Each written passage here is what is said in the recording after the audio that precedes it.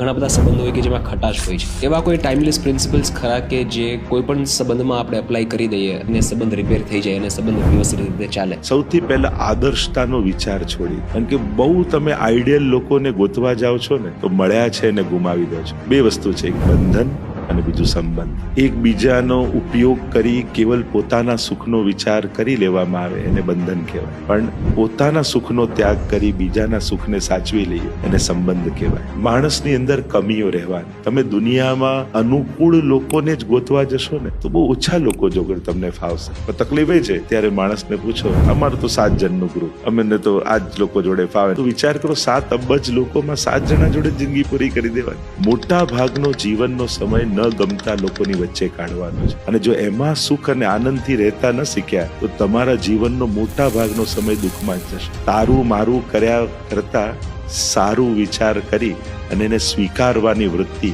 એ જ સુધારવાની શરૂઆત છે. ઘણીવાર વ્યક્તિ ખરાબ નથી હોતા, એના સમય, સંજોગ, સ્વભાવ આ ખરાબ હોય છે. એટલે સંબંધોને નિભાવવા માટે સ્વીકારવાની વૃત્તિથી જીવવું જોઈએ.